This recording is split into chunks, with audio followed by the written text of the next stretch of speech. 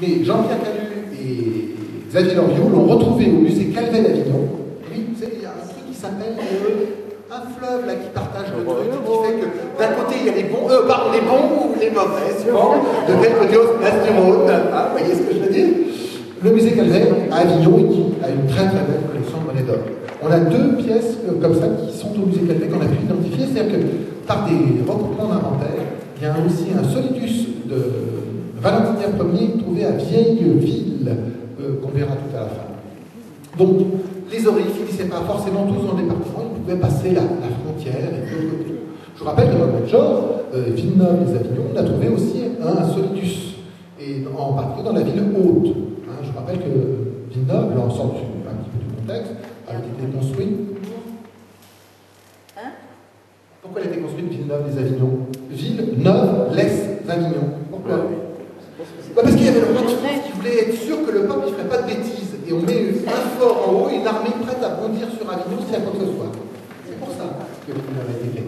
Mais Villeneuve, il y avait déjà une tradition romaine et un oppidum au 1er siècle avant notre ère. Voilà. Ah, alors ça, on pareil, photo un peu brûlée, désolé, c'est mieux dans le texte. Alors ça, le solidus, il a des divisions. Vous vous rappelez l'auréus, je vous ai dit un auréus, ça vaut rien, on va pas recommencer. Le solidus, il se divise en sémicis.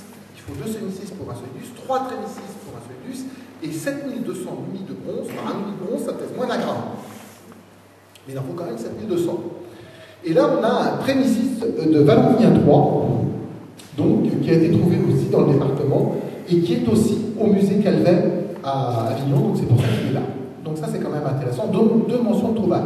D'autre part, le musée de Nîmes signale qu'il a plusieurs pièces, et en particulier, on va les voir.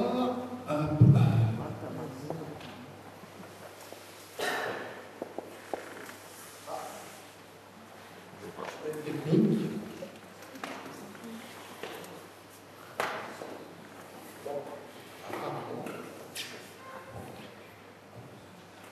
Alors, vous avez tous votre copie? Allez. Ah ben non, en plus c'est du blanche bleue. Ben vous me ferez. C'est tout, il faudra me faire confiance. Ayez confiance. Vous avez les oreilles de Caracalla et de Séphine Sévère qui sont au musée de Nîmes, donc c'est sur une des photos, malheureusement, là, il est apparemment pincé, donc qui se trouve au musée de Nîmes aujourd'hui et qui apparemment faisait partie du trésor de Nîmes.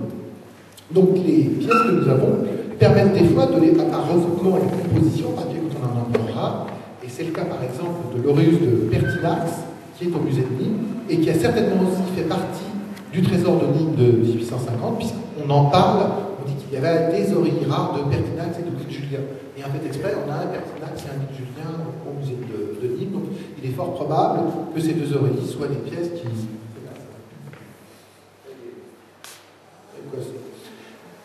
On a d'autres pièces. Eh ben, on va travailler avec le... Ah bah c'est génial. Vous voyez, il y en a qui sont bons en parole, mais il y en a d'autres qui sont meilleurs en main. Voilà. Alors là, vous avez 2 oreilles qui auraient pu appartenir aussi au trésor de Nîmes. Là, c'est un Lucius Verus en haut. Lucius Verus, c'est le mari de Lucie. Et Lucie, c'était la fille de Marc Aurèle. Marc Aurèle, c'est l'empereur des pensées. C'est le et qui était le mari de Faustine, qui règne de 161 à 180. Et donc là, vous avez justement au revers, pour bien montrer que ça marchait bien entre eux, Marc Aurèle et Lucius Verus se donnant la main au tout début du règne, puisque là, nous avons une monnaie de la 2e puissance vénitienne de Lucius Verus. Lucius Verus est monté sur le trône en même temps que son frère en mars 161. Donc c'est une pièce qui est datée de 161-162. Et en dessous, vous avez, tiens, encore un mec qui se prend pour Hercule. Vous vous rappelez qui ça peut être? Ouais, ah, il y en a un bon là, il y a un mec qui a des antisèches au fond, là, je sens que l'année prochaine c'est toi qui fais la conférence, Christophe, c'est bon, t'es prêt? Donc c'est un auréus de Commode, daté de 191-192, Commode devenait complètement dingue, s'il n'était déjà pas avant, et il se prenait pour Hercule, puisqu'il descendait dans l'arène et combattait comme tel, et il avait d'ailleurs renommé Rome, Colonia, Herculia, Commodiana, donc ça veut dire colonie commodienne. Donc, pour vous donner le niveau. Et il finit étranglé dans son bain par son masseur et sa concubine. Voilà. 31 décembre 1992. En attendant, ces 2 pièces-là, donc ça c'est l'auréus de Commode. Lucius Verus, ça se rend compte, mais le Commode c'est extrêmement rare, et donc là, on peut penser qu'il a fait partie de cette trouvaille. Voilà. Et voilà les... Bon, vous me croirez, il y a un Auréus de Tite-Julien. Tite-Julien règne du 28 mars au 1er juin 193. Et ça par contre, on a à peu près sûr que ça en faisait partie. Ainsi que l'Auréus, les trois Auréus qui vont être... Donc là, vous avez Pertinax, Tite-Julien, Septime Sévère et Caracalla. Donc ces 5 Aurélies auraient pu faire partie du trésor de Dieu. Et désolé pour la photo. Donc là, celle-là, on a vu, c'est Pertinax. Là, vous avez un Valentinien Ier, alors qui lui a été donné, en revanche, comme faisant partie du trouvaille isolé qui a été fait à Vieilleville, mais en réalité, les chercheurs l'ont retrouvé, il est au musée Calvé à Avignon. Donc attention, il ne faut pas non plus aller trop loin. Si on n'a pas de mention, si on n'a pas de renseignement, il ne faut pas essayer de faire coller automatiquement une pièce avec une trouvaille. Ça marche une fois sur deux. Donc, il faut savoir jusqu'où ne pas aller en matière d'attribution. Il vaut mieux avoir une monnaie sans attribution que d'avoir une monnaie collée à une mauvaise attribution. Donc celui-là, on l'a vu. Celui-là, on l'a fait. Et voilà le fameux Solidus d'Arles, comme l'autre, d'ailleurs il était d'Arles aussi, de Valentinien trouvé à Vieilleville. Donc qu'est-ce que vont nous apprendre ces pièces? Alors rappelez-vous, je vous ai parlé d'Aurélie, je vous ai parlé de Solidus, on est au début de l'Empire. À votre avis, on a trouvé plus de pièces du Haut-Empire, plus de pièces du Bas-Empire? Du Bas-Empire. Non, Haut-Empire. Du Haut-Empire. Et alors le problème, c'est qu'on a beaucoup de pièces pour l'époque d'Auguste. On a des Augustes trouvés à Nîmes. Donc je vous rappelle, et ça, je ne parlerai pas ce soir, ça sera pour la prochaine fois. Il a été prouvé par Jean-Baptiste Giard qu'on a trouvé un coin. Ça, les coins monétaires, c'est extrêmement rare. Moi, en 30 ans de métier, j'en ai eu un. Et on a retrouvé un coin monétaire dans la fontaine de Nîmes au XVIIIe siècle.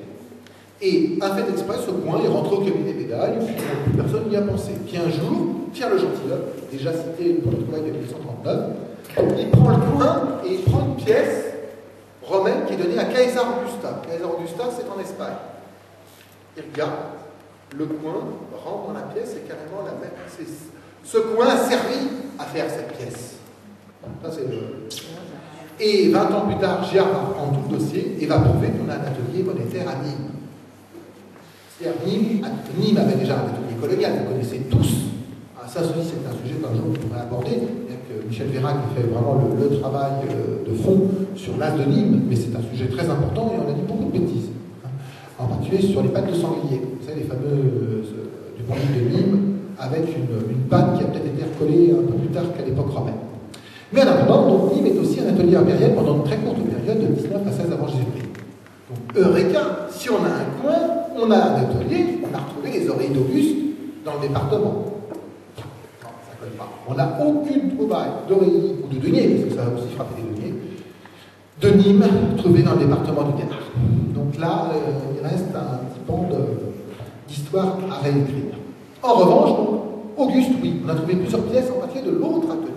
Quel pouvait être le grand atelier sous Auguste, à part Rome? Lyon. Pardon? Lyon. Oui, qui a dit Lyon le premier là? C'est Lyon, en effet. Et on a 3 mentions de trouvailles d'Aurélie pour Auguste et 2 pour Tibère dans l'atelier de Lyon. Remarquez, c'est pas difficile, tous les autres ateliers étaient fermés à ce moment-là. Donc il restait que Lyon nouvelle. Je vous rappelle que Lyon est devenu A. Lyon n'est pas capitale des Gaules. C'est quoi la capitale des Gaules? Pardon? Narbonne? Narbonne? Non. Narbonne était la capitale de la Provincia. La capitale des Gaules, en réalité, vraiment Caput Galliardum, d'ailleurs c'est sur les monnaies du Moyen-Âge, c'est Vienne. D'où la vieille antinomie Vienne-Lyon qui sont voisines de 40 km et qui ne peuvent pas se sentir. Dites à un Viennois qui dégueulait et vice-versa. Et donc Lyon, en revanche, était la capitale confédérale des Gaules. C'est-à-dire que c'était là où avait lieu le culte de l'empereur. Et c'est pour ça que Lyon était devenue une ville très importante. Mais elle n'était pas dans la Provincia, elle était dans la Gaule Chauvelue, la nouvelle Gaule occupée. La vieille capitale, en effet provinciale, romaine, c'était là.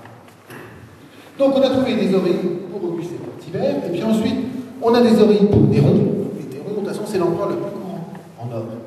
Et puis ensuite on a des Flaviens. Alors les Flaviens, c'est Vespasien, on n'a pas de Titus, on a un Domitien, d'ailleurs pas Domitien lui-même. Trouvaille en 1839 de Domitia, c'est marrant, Domitien, ça s'appelait Domitia, elle était la femme de Domitien, elle était aussi la fille de Corpulon, ça doit vous rappeler des souvenirs aussi.